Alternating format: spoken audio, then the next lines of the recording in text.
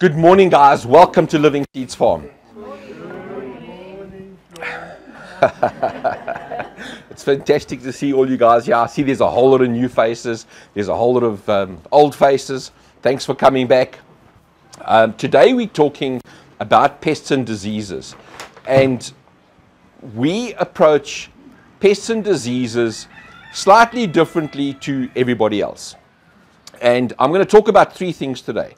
The first thing I'm going to be talking about is using chemicals in the vegetable garden, and specifically organic chemicals.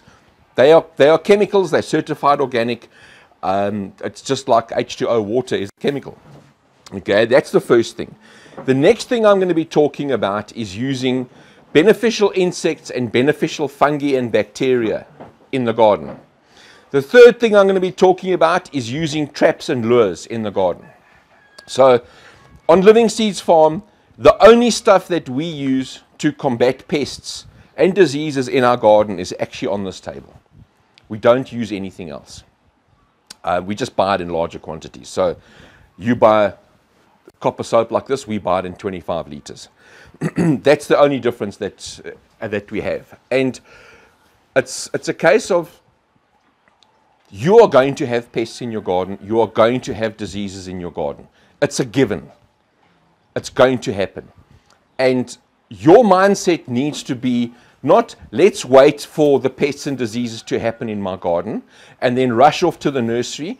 I've got bugs. What can I spray? It's the most common question we have in our shop, and we're an organic farm. And people come in and say, what can I spray to kill the insects in my garden? It's terrifying, guys. It's absolutely terrifying. So what you need to understand is that in your garden, less than 2% of the insects are pests. What can I spray to kill the 98% of good insects in my garden? That is what people are asking. And that mindset needs to change. What needs to happen is you need to start thinking proactively. Number one, an ounce of prevention is better than a pound of cure. You've all heard this. I can guarantee you, if you go and spend a vast amount of time, a vast amount of energy, and a vast amount of money on your vegetable garden, and you don't see it for 3 or 4 days because work pressure, you got home and the dog is sick and the child is sick and it's vomiting all over the carpet, and you don't see your vegetable garden for 3 days. You walk out and it's covered in pests. You panic. And when you panic, you make bad decisions. You go to the local nursery, you buy whatever poison that the guy at the counter says, spray this and it'll kill everything. And you spray it onto your plants and you hope for the best. And sometimes it just doesn't work because you're using the wrong pesticide for the pest insect that you're trying to counteract. The next thing is, very often the pesticides that you put onto your plants are systemic pesticides. Who knows what a systemic pesticide is? Systemic pesticide is a pesticide that you actually drench into the soil. The plant draws the pesticide into its tissue, and the plant becomes toxic. This is the vegetables that you are eating at your local supermarket. The majority of them are using a systemic poison of some kind. You can't wash it off. Now, who's got children? Put your hands up quickly. Guys, fantastic. What is the correct amount of poison to give to your child? 3 teaspoons a day. 3? Sorry, ma'am? 3 teaspoons a day. 3 teaspoons a day. So this is the question you need to be asking, and it's a serious question. What's the correct amount of poison you should be giving your child? Because if you're eating a vegetable that has poison inside it, you're actually feeding your child poisons. And we're wondering why we're having all of these issues. But we go to the store and it's these beautiful looking cucumbers or beautiful looking tomatoes or whatever. We have no idea what's inside them. You can wash, so very often the vegetables are coated in waxes or some kind of polymer to make them look nicer, to make them look shinier, to make them look more appetizing. You can wash it off. But you can't wash a systemic poison out of a plant. It's not possible. So the thinking that we have needs to change. And the way I want you guys to start thinking is, how can I actually approach this preventatively? What do I need to do preventatively? So I'm going to touch on a couple of diseases and a couple of pests. We have a talk, I think it's a 4-hour lecture on pests and diseases. It's very, very intensive. It's available on our website under the online courses. We run through, I think, something like 30 pests and diseases, and we give you step by step how to control them, how to prevent them, and that is a very intensive course. This is 1 hour, and I've got to cram a whole lot of stuff into it. So I'm going to touch on a couple of things. I'm going to give you 15 minutes afterwards. You can ask me questions. I'll answer the questions for you. And if you can collar me out there, knock yourself out. Cool. So let's look at powdery mildew. Powdery mildew, everybody gets powdery mildew. It's not a case of if you get powdery mildew, it's a case of when you get powdery mildew. And powdery mildew is one of those diseases that starts off with little white patches on the upper surface of the leaf, and within 3 days the entire plant is white, and you're pulling your hair out, and you go onto Facebook and Google, and they say spray milk and bicarbonate of soda. I used to be one of those guys. Okay, I used to be the guy that said bicarbonate of soda because it's cheap. We were broke. Okay, that's why I said use bicarbonate of soda. It works. It does. So what you want to do with powdery mildew is if you're using bicarb, or if you're using milk or something like that, what it does is it changes the pH of the leaf surface, and the fungus can't survive in an alkaline pH, and it dies. But you have to be out there every single morning spraying bicarb and milk. If you skip a morning, well, it's going to look like it looked like when you started. So we've got 3 different ways of attacking powdery mildew, and the very cool thing is that all 3 ways that we have, or all 3 methods that we have, attack powdery mildew, both species of powdery mildew, and downy mildew. Downy mildew is a collection of fungi. They are all sorts of different colors, all the way from white through to like a purplish color, brown, and it leaves patches on the leaves. There's a very distinct difference between powdery mildew and downy mildew. They look completely different. Organically, we tackle them exactly the same. Okay, so the first method is using copper soap. So copper soap contains copper, and copper will kill bacteria and it'll kill fungi. So this kills downy mildew and powdery mildew. If you have a massive outbreak, you are going to struggle with any one of these recommendations. The idea is you want to start spraying so you know that you get powdery mildew sort of 4 or 5 weeks after the first rains. That's normally when it starts happening. Your pumpkin plants are looking great, the leaves are giant, you're posting pictures on Facebook and saying, check out my giant marrows and pumpkins. Yes? And 2 weeks later, there's no more pictures. Why? Because that's just covered in powdery mildew. So what we do is we start spraying.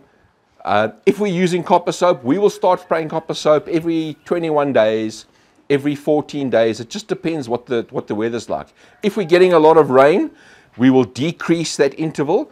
If it's nice and dry, we'll increase the interval. So you just work it out yourself. It's a min of mere nasty bay thing. Okay, it's not, it has to be done like this, otherwise you're not going to succeed. It doesn't work like that. Okay, so it's I think this is 20 mils per liter. Their minimum dose. We recommend for a full dose 50% of their minimum dose. Okay, there's a long story behind it. When they were registering these products, they were the first organically registered products in South Africa, and the Department of Agriculture didn't believe that they were effective, so they said, just please double your dose. So the Department of Agriculture dictated what the minimum dose was. The minimum dose is 50% of what it says on the bottle. Cool. I've just saved you 50%, guys. That's half price.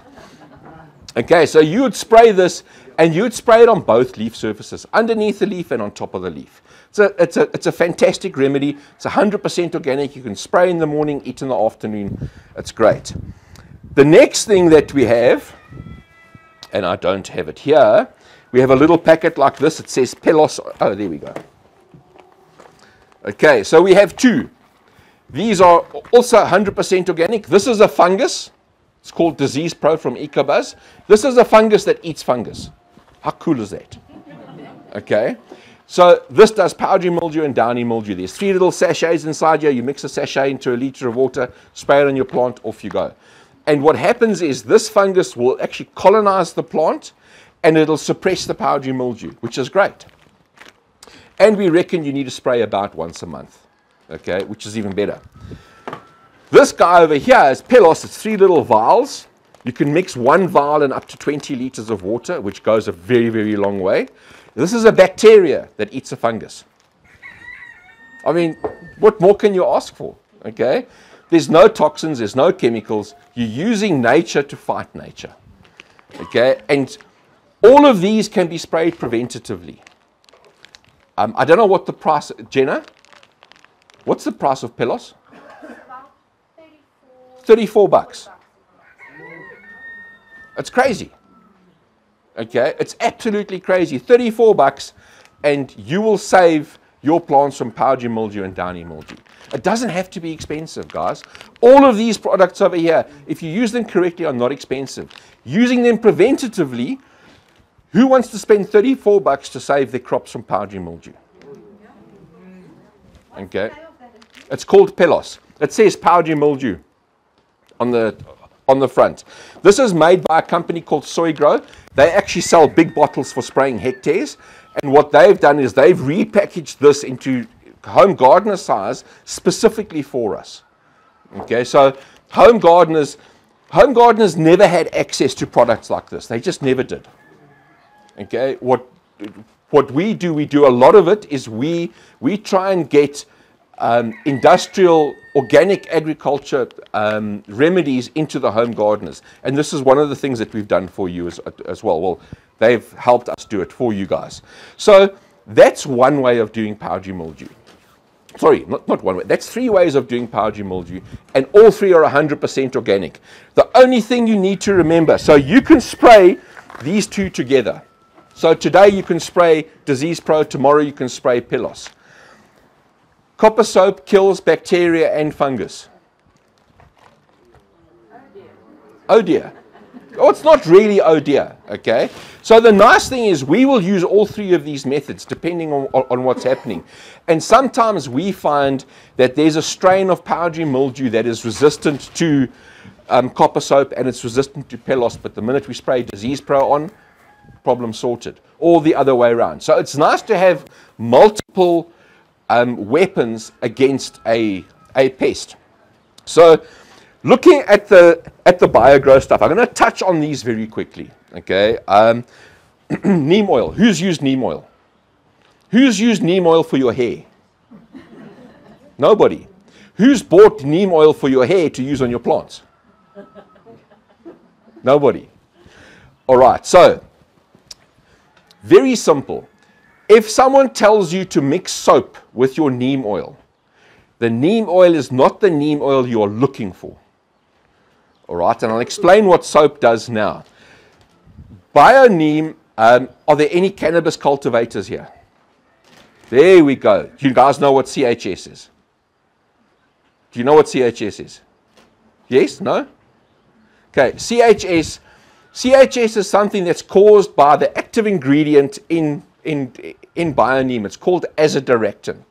Azadirachtin, if you are smoking a lot of dope and you have azadirachtin on your dope, you will have horrendous projectile vomiting. Like absolutely horrendous projectile vomiting. This builds up in the human body and it actually it accumulates to a point where you suddenly start, that's it. Every time you have a smoke, you have a very bad morning. Or day or evening, whatever the story is. So azadirachtin is the active ingredient in neem oil that we as vegetable gardeners need. It does 3 things for insects. The first thing it does is it stops the feeding response on an insect. Okay, and if it's a pest insect, it's exactly what you want it to do. You want it to stop eating your plants. So bio-neem stops the insects from eating your plants. That's number 1. Number 2, and they're actually closely related, it's an anti-Viagra for insects. It stops them breeding, which is like, for a pest insect, that's exactly what we're looking for. The third thing that it does is it stops them metamorphosizing, going from one instar to the next. So they die in that instar. If they can't metamorphosize, they will die. So those are the three modes of action of BioNeem. It has to contain azidiractin, and you'll see over here, it contains azidiractin at 1.5 grams per liter. So you don't need a lot. Okay. The insect has to ingest it. If you spray it onto the insect, they grow nice, beautiful hair. Okay. It's not going to work. All right. The insect has to ingest it. So if you're seeing an insect eating your plants, this is what you use. Fantastic. Very simple. So the three products, if you are going to buy 3 BioNeem products or BioGrow products, I would buy these 3 products. These are the 3 that we use the most often. When we have issues with late blight, we go through a lot of this. And I'll talk about late blight now. So these 3 products over here, so I've spoken about BioNeem. Nudasan is a phosphate-based soap. And its mode of action, it has a couple of modes of action. The main mode of action is that it actually drowns the insects. So everybody says use soap on in your mix. We've all heard it. We've seen it on Facebook. Make this mix, use so much soap, and it'll kill your insects. And there's all sorts of theories as to why the soap works. Let me explain to you how the soap works. I'm out of your thing. I'm sorry. Let me explain to you how the soap works. So an insect breathes, it's got a lateral line going down the side of its body, and it has spiracles. And the spiracles is how the insect breathes. And those spiracles, when the insect's breathing and it's nice and warm and sunshiny outside, it's nice and large. And it breathes in and out of the spiracle. The minute the rain comes, it shuts the spiracle down. But can you see what's happened? The spiracle is still open. Okay? It cannot close the spiracle completely, because even though it's raining, it still needs to breathe. So what happens is the minute that you put soap with water, what happens to the surface tension? Plummets. So the surface tension drops, the water becomes wetter, and it can get through the spiracles and drown the insect. That is how soap works for an insect. So whenever somebody says to you, put soap in your whatever, now you know how the soap, what mode of action it does. The soap doesn't coat the insect. The soap doesn't make the plants slippery so they fall off or anything like that. No, seriously, it's a real argument apparently. Okay. We will typically use Nudasan for soft-bodied insects. So we will use it for aphids. We will use it for sorry, excuse me. We'll use it for aphids. We'll use it for can't think of the name right now. The white cotton fluffy aphids, the woolly aphids. Thank you. The woolly aphids on plants. That's typically where we'll use it. We'll also use it for scale insect, which has got that hard covering. The Nudasan is actually able to penetrate underneath the scale insect. Yes, ma'am. Sorry, does it kill those black bugs that sit on your onions as well? The black bugs. Like aphids as well. I don't know if they're aphids. Yes, it probably is aphids, and yes, it will kill the aphids. Cool. This is pyrrole. It's in a red bottle, and the reason why it's in a red bottle, I've made this up, but it's a way to remember. The reason why it's in a red bottle is you can only spray it when the sun turns red. So when the sun touches the horizon, you can spray pyrrole. Pyrrole contains 100% natural pyrethrum. The pyrethrum is denatured by ultraviolet light. So if you spray it in the middle of the day, you're just wasting your money, you're wasting your time, you're wasting your effort. Okay. This is an insecticide. If it touches an insect, the insect will die. It's a 100% natural, 100% organic insecticide. Before they invented insecticides, before they invented chemical insecticides, there were massive farms growing a chrysanthemum called pyrethrum. The scientific name is Chrysanthemum pyrethrum. You can buy the chrysanthemum. Many nurseries stock it, so you can buy the chrysanthemum. You can make your own pie. But there were farms, and all they did was they grew pie to make a 100% organic insecticide. This is before the 1950s.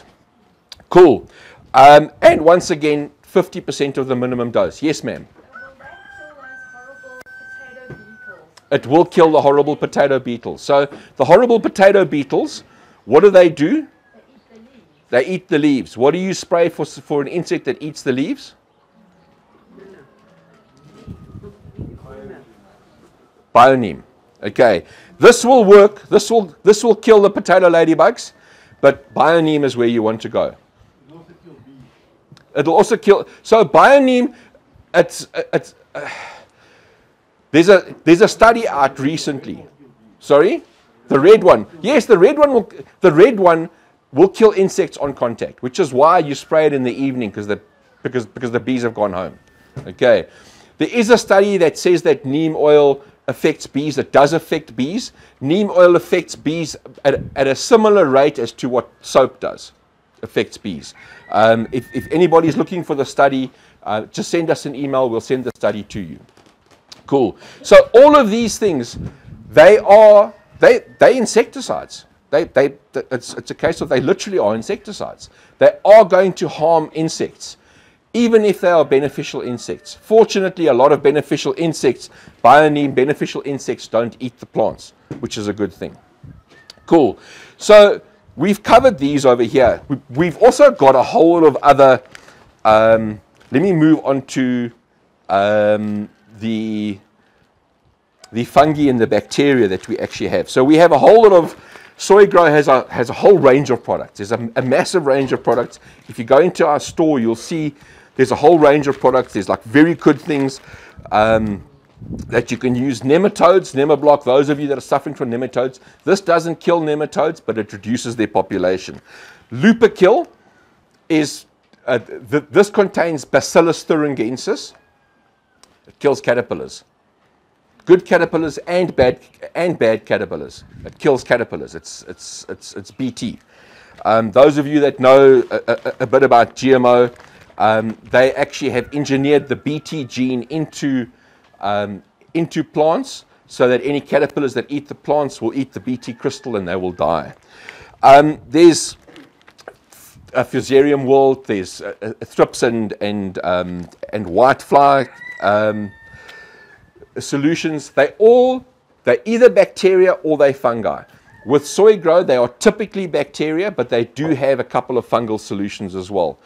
With EcoBuzz, we've got Larva Pro, we've got Pest Pro, and we've got Disease Pro. And these are all, this is the Larva Pro. So we've got, let me show you over here. We've got the Soy Grow version of BT and we've got the EcoBuzz version of BT. They're both the Bacillus thuringiensis. They use different strains of the same bacteria. So what you find is if you find something actually has a resistance to the larva, to the Soy Grow one, you can use the EcoBuzz one as well, or you can just work it on price point. They both work the same. I think that the Soy Grow one actually goes a bit further because you take one vial, mix it with 20 liters of water, whereas the EcoBuzz, it's 1 sachet to 1 liter of water. Cool. The nice thing is you can use all of these things as preventatives. And this is where I want you guys to be thinking. Think about preventing instead of reacting. The minute that you have to react, you overreact, you spray the wrong thing, you can't get to living seeds, it takes 3 days to get stuff from our online store, you want to spray something now, you go to the nursery, they don't have what you're looking for, so you take what they offer you. Because the guy that's at the poison counter, he should know what he's talking about, yes? Okay. And I think this is the biggest thing, is that when you send us pictures, when you send us an email, and you say, this is what I've got, we will have a look at what you've got and we'll say to you, these are your 3 options or these are your 4 options. This is what you should be doing. This is how you should be doing it. Cool. Let's talk about hojas in the garden. So this is probably one of my, I just love them. Can we get, where's one of our staff members? Jenny, do you want to ask Kennedy or Faria to pick 10 leaves with the Aphid Mummies on for me, please? Okay, so I'll talk about Aphid now. Red Spider Mite. Cannabis guys know red spider mite. Who else knows red spider mite? On tomatoes, on peppers, on red spider mite. Does it grow on potatoes as well? It'll grow on potatoes. They are absolutely horrendous. Okay, so it's a tiny little mite. It's a tiny little red mite. And by the time you see it, it's got like webs all over the plant. And by the time you see the webs all over the plant, it's actually time to cut the plant down and throw it away. It's too late. You would spend a fortune trying to resolve that. Okay, so what I would do is if you have a red spider mite infestation that's got to the webbing stage, and those webs will cover the leaves, the minute the webs cover the leaves, it reduces photosynthesis on the plant, and the plant actually goes into a very rapid decline. If you really, really, really want to save the plant, I would go in, I would cut all of the worst affected leaves off, and then I would spray something like Nudisan or Pyrrol, or a mix of Nudisan and Pyrrol, wait 5 days and release some insects. So when you release insects, we've got a couple of different insects that you can release for red spider mite. One of them is Swirsky. I enjoy Swirsky. It is not a major red spider mite predator. But the awesome thing about Swirsky, about the Swirsky mite, is that it's a generalist predator and it can live on pollen. So we will release Swirsky mites into our tunnels long before red spider mite even rears its head. Red spider mite rears its head on this farm early November. We start releasing these guys in October. So how this works, we've got two main mites. I'll cover them quickly for you. This is called a breeding bag. And inside here is bran. You know bran that you eat for breakfast? And they inoculate the bran with bran mites. I can guarantee you all of you have eaten bran mites. They taste just like bran. Okay? So, yeah, you do. You've eaten bran mites. I promise you've eaten bran mites. Okay? So they inoculate this breeding bag with bran mites. And then they put Swirsky eggs inside here. The Swirsky eggs hatch, and the Swirsky starts eating the bran mites. They eat the bran mite eggs, they eat the bran mite larvae, and they eat the bran mite adults. But it takes about 2 weeks for the entire population of Swirsky to leave this bag. And they only leave the bag through this tiny little hole at the top. What everybody does is they get these things and go, oh, I want to get them all out, and they cut the bag out, and and what happens is there's a humidity spike inside this bag. Bran is hygroscopic, it absorbs water and it clumps together. And the minute it absorbs water and clumps together, it traps all of the mites. And then you phone me and say, this doesn't work. Okay, so what you do is you take it, you open the clip, you put it onto the branch, and you just leave it. And the Swirsky mites will climb out, and if you look very closely, they are like 1/20th of a millimeter across. They are tiny. They look like little specks of dust. How the Swirsky mite works is they like low-hanging fruit. They eat red spider mite eggs, they eat red spider mite larvae, all of the instars of red spider mite larvae, and they eat red spider mite adults. Which ones do you think they go for first? The eggs, the low-hanging fruit. The eggs don't fight back, they don't run away. Okay, so all these Swirsky mites do on your plant is they start eating the eggs, and they're eating the eggs, and they're going, this world is wonderful because I've just got eggs. I've got eggs and eggs and eggs. And what's happening with your red spider mite? They do what red spider mites do. They lay more eggs. Okay, and if you don't release enough Swirsky mites, all they're going to do is just chow eggs. And all the adults are going to do is just lay more eggs. And eventually it gets to a point where the red spider might produce more eggs than the Swirsky can eat, and nothing's working. We recommend, if you are releasing beneficial insects for any issue, at the minimum of 3 releases. A minimum of 3 releases. So if you keep a garden diary and you know that I get red spider mite at this date, or I get whitefly, or I get thrips, or whatever the story is, this is the date, you get the correct beneficial insect, and you do 3 releases. So you do 1 on that date, 1 2 weeks later, and 1 2 weeks later. Why do we say 2 weeks? Because these guys lay eggs, and it takes between 7 and 21 days for the next generation to happen. Okay? The important thing to remember is that the Swirsky mite, 4 or 5 mites a day, and then he's full. We've got lekker boerewors rolls here today. You guys are not going to eat more than 2 boerewors rolls because you're going to be full. The Swirsky mite is the same. The guy gets full, and then he curls up in a corner next to his eggs and he waits until he's hungry again. Cool. Okay, so this is one of my favorite predatory insects. Okay, and I'm just going to hand this down. Just please pass it down and then pass them around. So the predatory insect, as you can see, is cabbage. So those of you that have been into our show garden have seen our cabbages. It's like sort of right at the end of winter. We're going into spring. The cabbages are looking a little bit tattered and they're a little bit pest infested. The cool thing is, if you look on those cabbage leaves, you'll see little gold aphids.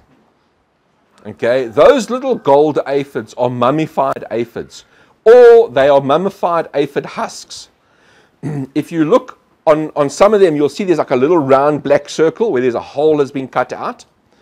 And that means that the wasp that was inside the aphid has hatched out, and the wasps are doing duty in the garden, killing aphids. So the wasps don't eat aphids, but the wasp larva does. So we have 2 products, Aphidend and Aphipar. Aphipar is the cheaper one. We release both on Living Seeds Farm, especially if we have a species of aphid that is really giving us uphill. So this bottle contains 500 aphids.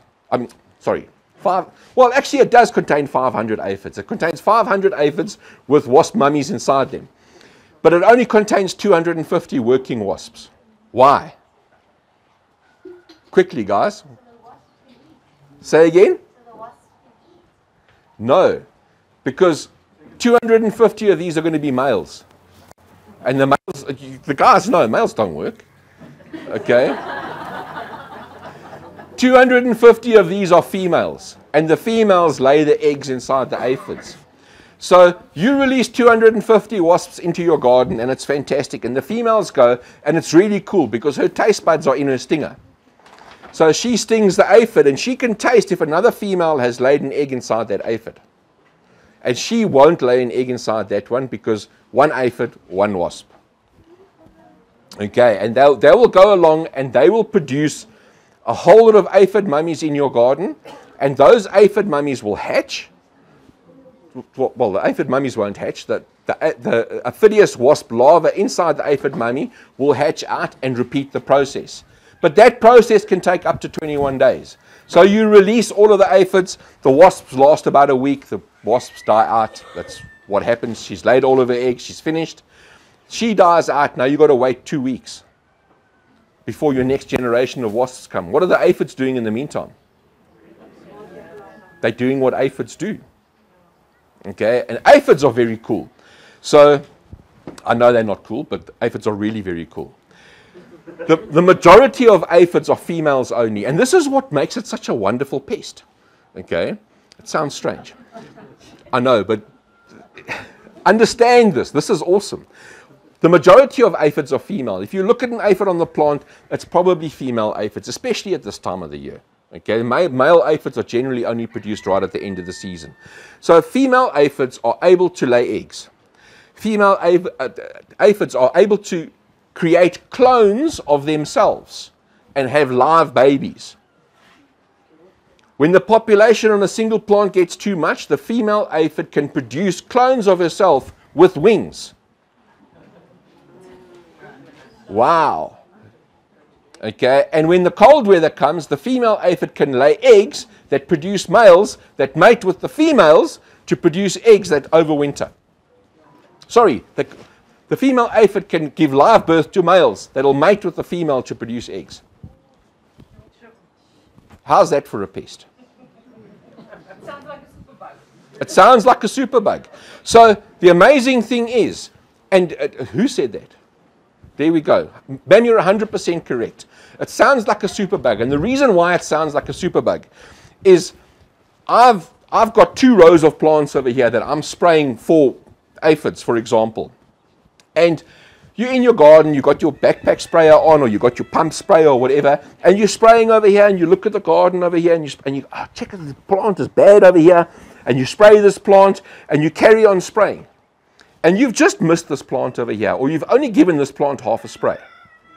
And what happens is, especially if you're using a pesticide, a toxic chemical pesticide, some of the aphids will get a small dose of that pesticide and they'll survive. And they start to develop an immunity. Okay, once they've developed an immunity, the female aphid is giving live birth to clones of herself. And those clones carry the immunity with them. And this is what happens. And this is why we've got to stop using chemicals. We need to use organic methods. We need to use beneficial insects, etc., etc., etc. Okay, it's terrifying. And I can carry on. I love pests and disease. I love talking about it. Okay, so we've got a couple of different beneficial products or beneficial insects. We've got wasps, we've got mites, we've got well, it's mainly wasps and mites, okay? But a whole range of wasps and mites that can do all sorts of things, from house flies all the way through to red spider mites, broad mites, the whole trip. Cool. The next thing I want to talk about is traps. We love traps on Living Seeds Farm. We run traps. We run certain traps year-round. If you look inside this tunnel over there, you'll see there's a white bucket with a red round trap on it, like this. There's a trap hanging from the roof of the tunnel, like this.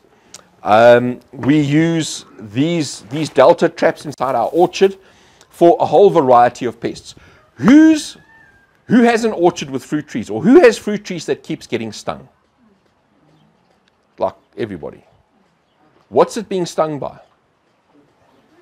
Fruit fly. How do you know it's fruit fly? Okay. So I'm going to give you 2 different symptoms.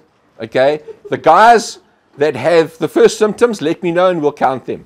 You've got a fruit with a spot on it, but nothing is leaking out of the fruit, but it's going fruit on the spot. Who's that? How many guys have that? 1, 2, 3, 4, 5. Okay, so let's say 5 or 6 people.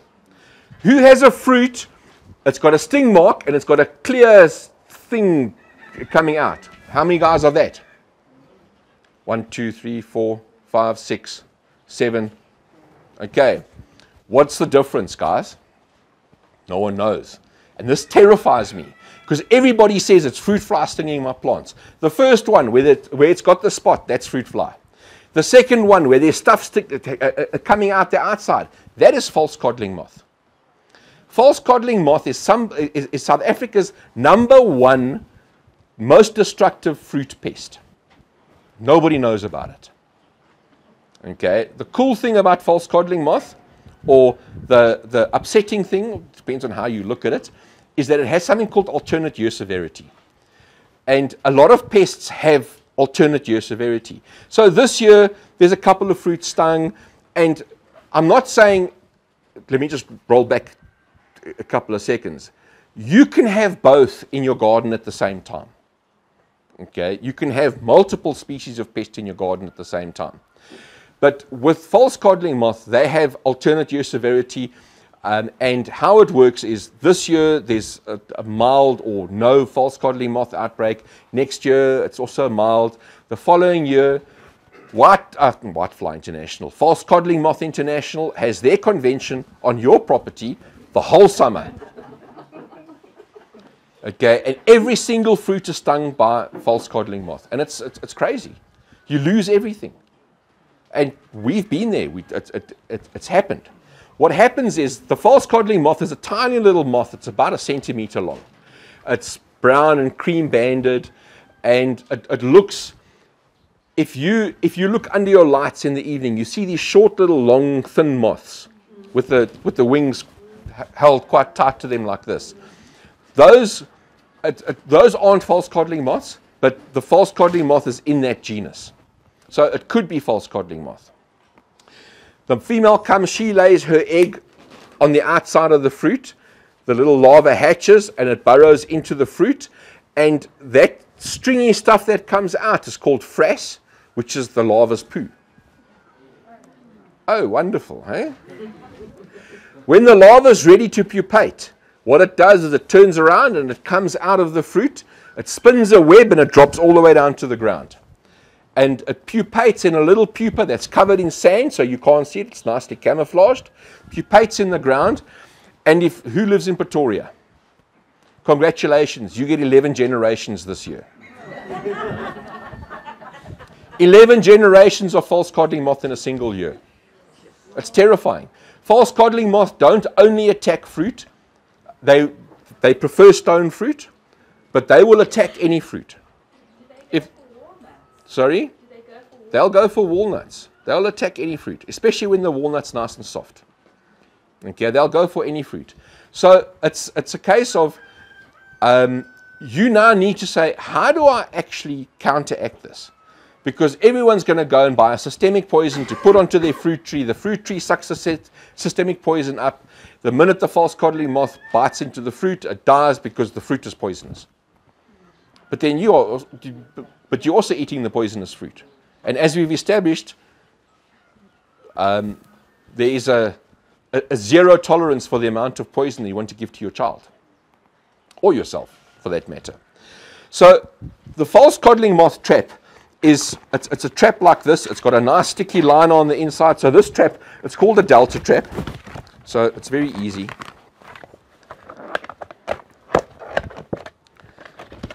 It's a nice UV stable trap. So this is a delta trap, okay?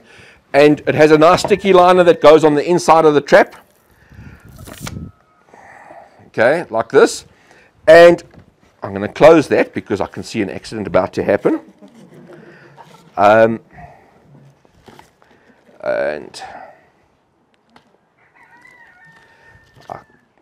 There we go. So this is probably the sexiest female false codling moth you're ever going to see. Okay, this lure smells like the hottest false codling moth in your garden, and all of the males will come to try and mate this female. And if you stick this in the center, when you open it up, you stick it in the center, the males come to mate it and they get stuck onto the card. There's a grid on the card so you can work out what your pest incidence is. But if you're getting more than 20, 30 false codling moth in a week, you're going to have an issue. Yes, sir? Will it only attract false codling moths? It'll only attract false codling moths. Occasionally a bee will get stuck inside there. We run 2 of these traps in our orchard, and it gets checked every Monday morning. And we will probably catch over a month about 5 or 6 bees.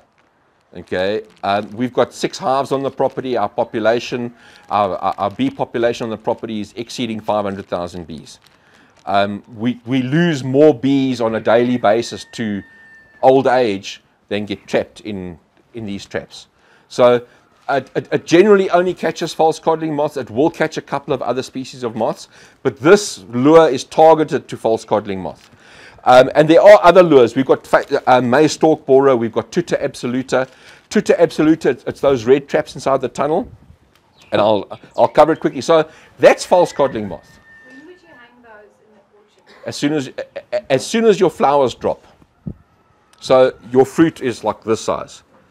You hang them because the false codling moth are there already. It's literally that important. So the other trap is fruit fly. I'm not going to cover fruit fly today. I'm going to cover pumpkin fly because everyone cries about pumpkin fly. Okay, but let me just cover a Tuta absoluta. Who knows what Tuta is or tomato leaf miner? Nobody. Tomato leaf miner is a relatively new pest in South Africa. It was released about 6 years ago, or it came into the country about 6 years ago. We're not 100% sure how, but we have our ideas. And it is tomato farmers in the first 3 years of of tutor, there were some farmers that lost 100% of their crops because they didn't know what the pest was, they didn't understand what the pest was, and we have nothing, or we had nothing registered in South Africa that could control tutor. The farmers didn't know what to spray.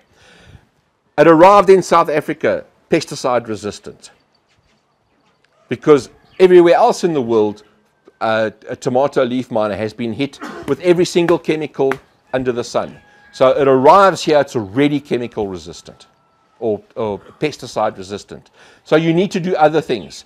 So there are wasps that you can release for tutor.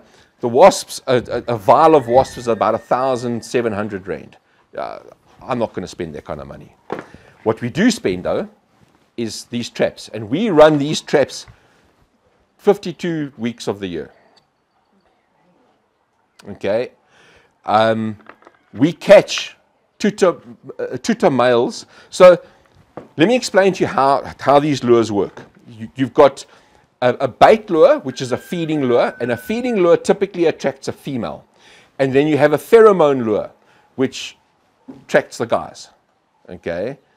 Ladies, make yourself smell nice, you catch the guys. Okay? So we use two different kinds of lures over here. The main lures that we use are pheromone lures. And what the pheromone lures do is they attract the males out of the breeding population, so the females can't get mated. If the females are feeding, so like fruit fly or pumpkin fly, the females will feed. We have a bait lure. This is called a bio lure. This is a bait lure. And it's a high protein meal. And the female is attracted to the high protein meal so that she can have a protein meal and she can lay more eggs. If she has a protein meal and she can lay more eggs, the chances of success of her progeny is greatly increased. So you need to understand how the lures are working. And we run through this in our course.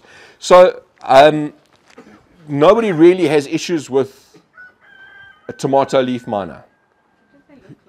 What do they look like? They're also tiny little moths, okay? And they make, so who knows what leaf miner looks like? It makes like a line inside the leaf. So that's serpentine leaf miner. Those are fly larvae that do that. Tomato leaf miner is a moth, and it makes like irregular patches inside the leaf. It typically attacks tomatoes. It attacks a whole host of plants. But tomatoes are its preferred. Every pest has a preferred target species. But if the target species is not available, it'll use something else. That's the way it works. Pumpkin fly. Put your hands up. That's horrible. Okay. So pumpkin fly, let me explain to you where pumpkin fly comes from. Who lives in Brits, north of Pretoria? Nobody.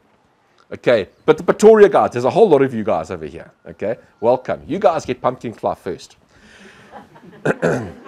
There's a permanent population of pumpkin fly in Brits. And that is where in Gauteng our pumpkin fly comes from, is that permanent population in Brits. The farmers in Brits battle pumpkin fly year round. Once the frosts die back, and we haven't had a cold winter this year. I think on this farm, we went down to about -5. Okay, we normally do -10, -12, -15. So -5, we've had a lacquer winter. I've been in shorts most of winter. Okay, and when it warms up, pumpkin fly comes over the Magalies Mountain, and then it works its way down to us in the Midval. The guys in Pretoria collect it first. And what happens is that the females arrive on your farm or in your garden, and you need to tackle those first females, the first 2, the first 3 females, because those are the guys that start the problem in your garden. And those are the guys generally that you miss, because you got busy lives, you work, your boss makes demands on you, your kids make demands on you. I'll be with you now. And those first pumpkin flies sting your fruit. And when they sting the fruit, it takes 5 or 6 days and a new pumpkin fly comes out. It's that quick. Yes, sir. They only arrive when it's fruited, or must you prevent before they arrive, before it starts fruiting? Okay, so the question is, do they only arrive when they're fruiting, or do they arrive, or must you prevent it before it fruits? So pumpkin flower will arrive in your garden when the season is right. This year, I reckon we are going to have pumpkin flower on Living Seeds Farm mid to late October. It's going to be really early this year because we didn't have a cold winter. So I'm 100% sure that we've got pockets of pumpkin flower that were able to overwinter in Joburg or slightly north of Joburg. So we're going to get it a lot earlier this year. Normally, we only get pumpkin flower mid to late November. So my guess is pumpkin flower is going to be a month earlier this year. And we'll see how it goes. We can see on our Facebook group, people start crying about pumpkin flower very early in the season. So what needs to happen is you need to control the first pumpkin flower that gets into your garden. And what you do is this method was developed on Living Seeds Farm. This is not recommended or approved by the Department of Agriculture. They are still running trials on this, but this method was developed on Living Seeds Farm. And you need to understand the difference between pumpkin fly and fruit fly. They're very similar species. And fruit fly, how we developed this, we spoke to one of our suppliers in Cape Town that supplies these biolures. And we said to him, we're looking for a solution for pumpkin fly. And he says, they're scratching their heads. They've never been able to make a pheromone or a bait lure that works for pumpkin fly. But he says occasionally it's strange. They catch female pumpkin flies in their bait lure McPhail traps. So I said, okay, fine, send me a couple. So he sent me a couple of these bait lures. And for fruit fly, the recommendation is that you hang it at 1.8 meters. The base needs to be about 1.8 meters. And that will attract fruit fly. Talking about fruit fly, who's got loquat trees? Loquat trees. Loquats. Nobody has loquats. I'm so glad. Loquat trees are the bridge tree for fruit fly. Because they fruit over winter, it's a nice dense canopy. The fruit fly can overwinter inside a loquat tree, and you get loquat trees, fruit flies for free early in the season. Okay. So anyway, so going back to pumpkin fly. I get distracted, I'm sorry. Going back to pumpkin fly. So the recommendation for fruit fly is that 1.8 meters. Pumpkin fly don't operate at 1.8 meters. What they do is they operate at the canopy level of your pumpkin plants, which is about this high off the ground. And what we did was we thought, okay, fine, let's take this trap and we put it on the ground and see if it works. The problem with this trap is this is the entrance for the pest. These holes over here are the exit for the scent. And it didn't work. We caught a couple. We caught like sort of 2.5 pumpkin flies. It wasn't great. And what happened was we moved it higher up, about a meter above the plants. It didn't work. And then we dropped it so that the base of this plant was just below the canopy of the pumpkin leaves. And our strike rate went straight up. And our recommendation for the last 3 years is to have this just below the canopy of the leaves. Last year we ran trials where we had in the same bed we had one like this, and we had one that was hanging just above. And the one hanging just above actually caught more pumpkin flies. But we're going to run it again this year. And if you are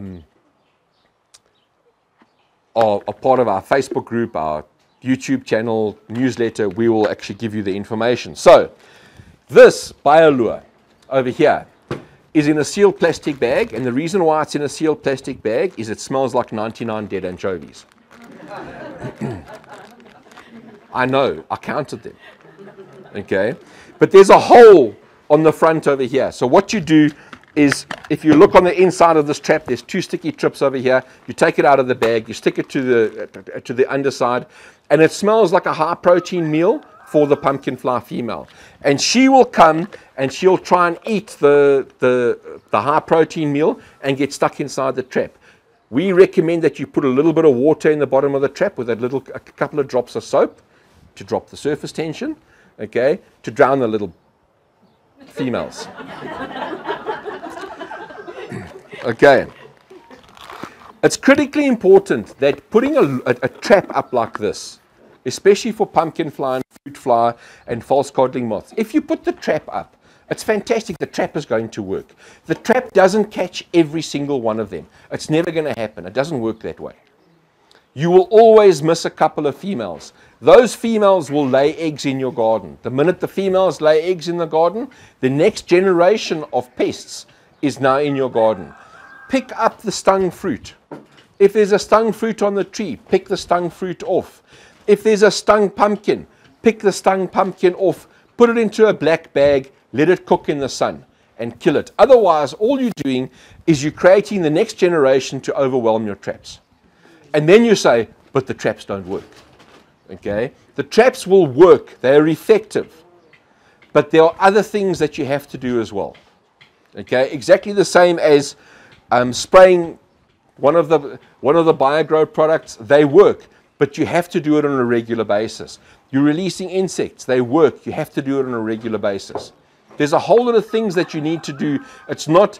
Everybody wants a magic wand. I put one trap up and my problem is solved. It doesn't work that way. Okay? You need to work at it. Otherwise, go and buy some chemicals and spray poisons on your fruit. Nobody wants to do that.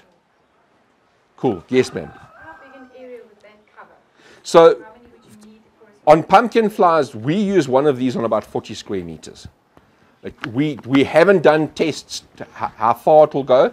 So normally, if you are doing monitoring, it's normally 1 or 2 traps per hectare for monitoring. If you're doing mass trapping, it's 1 trap per 100 square meters or 1 trap per 50 square meters, depending on what the pest is. There's all sorts of methodologies depending on what you are trying to control. Cool. Okay, guys, open for questions. Yes, ma'am. That delta trap for the coddling moth. Yes. How many do you need? Like, how big an area do they cover? We've got an orchard. I think there's about 40 trees in our orchard, and we've got 2. Yeah, because our trees are spread out in different areas. Okay. So very good question. How many traps do you use? And her trees are spread out in different areas. So the way that you actually mount these traps, let's say this side of the table is your garden. We have a general wind direction. Our wind comes from the southwest. So what we would do is we would hang the traps over here, because the wind comes from the southwest, and it actually, the scent of that lure will now cover the majority of our orchard. Okay, so that is what we do. Cool. And if you have a look in our orchard as you drive out, the tree that's closest to the house, there's actually one of these traps hanging in that tree. But there's 2 inside the orchard. Next question. Yes, ma'am. If you have really good fertile soil, Yes. that also prevents some of the pests and the diseases. Not always, So- but it does help. Correct. So the lady said if you have very good fertile soil, it does prevent pests and diseases. I agree with you 1,000%.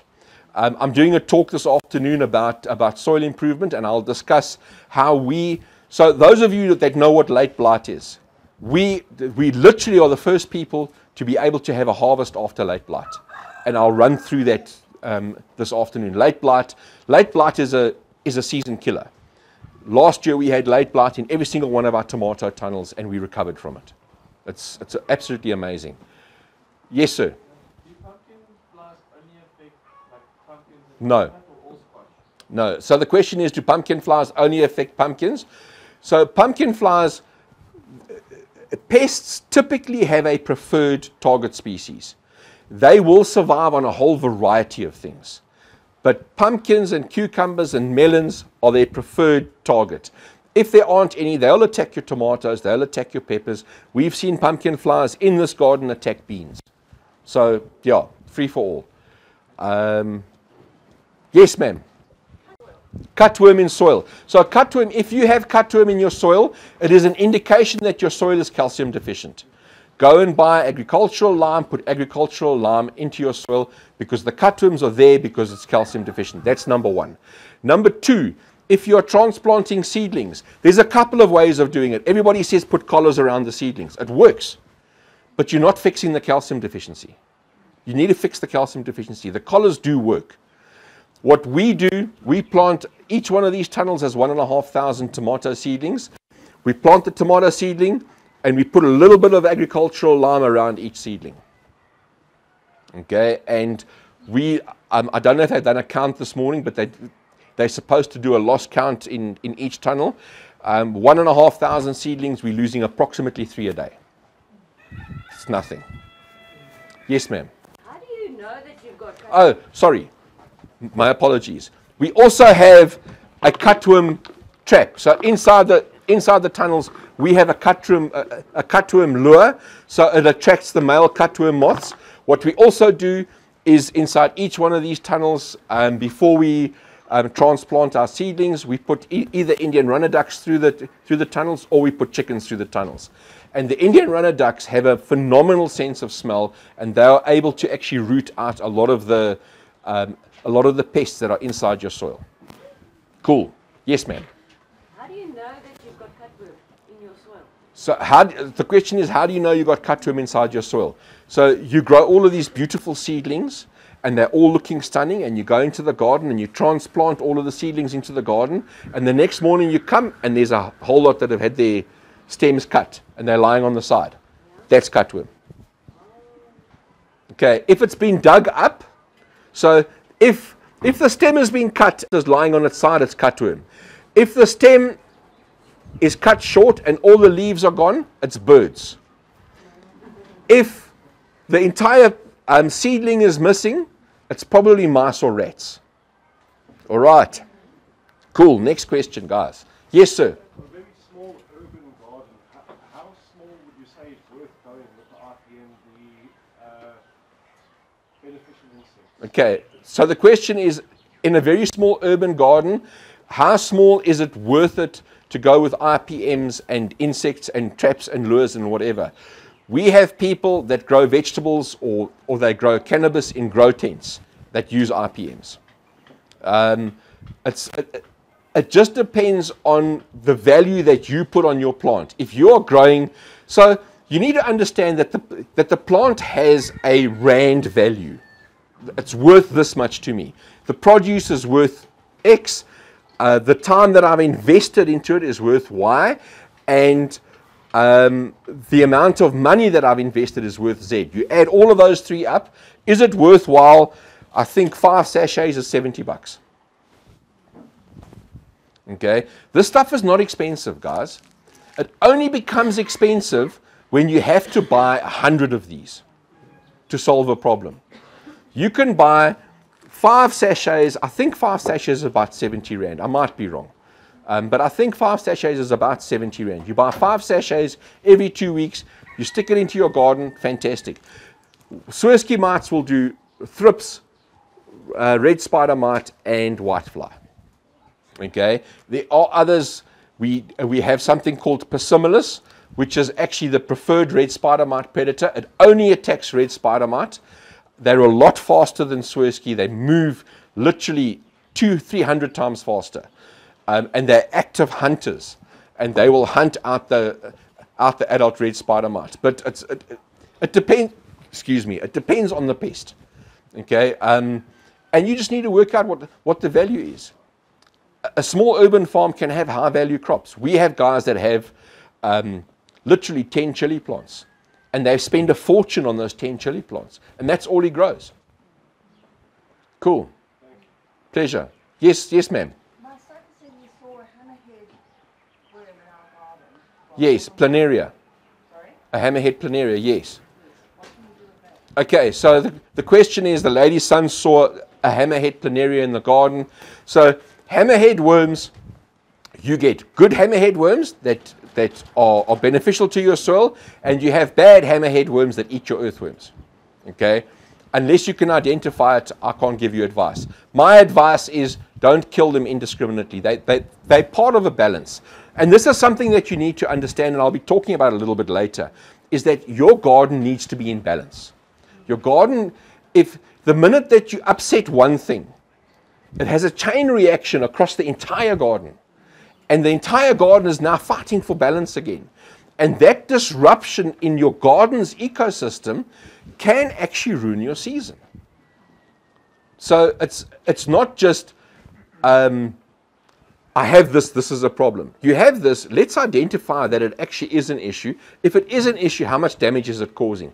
Is it causing damage? What do I need to do? How can I prevent it? How can I slow it down? Yes, sir.